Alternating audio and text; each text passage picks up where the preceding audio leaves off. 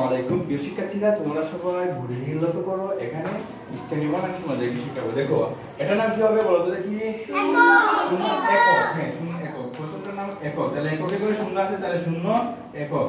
শূন্য একক মানে কত বলো তো দেখি। শূন্য একক মানে শূন্য। হ্যাঁ, এবার কত বলবা শূন্য, ভালো করে দেখো। শূন্য একক মানে শূন্য। এবার এটার নাম কি হবে বলো তো দেখি।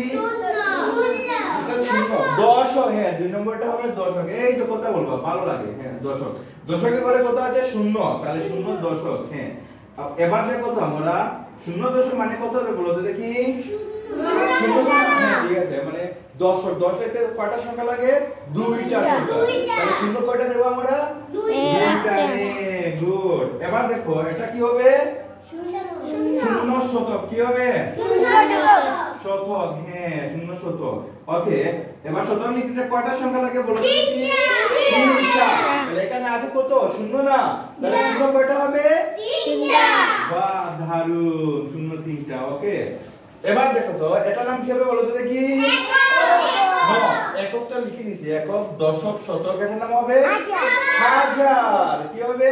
হাজার। হাজারে করে কি আছে? হাজারে করে কি আছে? এক। তাহলে 1000। 1000 মানে এক দিয়ে তিনটা শূন্য। এক দিয়ে কয়টা শূন্য? তিনটা শূন্য। হ্যাঁ, এক দিয়ে সরি। হ্যাঁ, শতক। দশক, ঠিক আছে, শূন্য শতক বা হাজার। ঠিক আছে, এক দিয়ে একটা, দুইটা, তিনটা শূন্য। বুঝতে পারছো? তাহলে 1000 হয়ে গিয়েছে। ঠিক আছে, বুঝতে পারছো সবাই? অনেক অনেক ধন্যবাদ।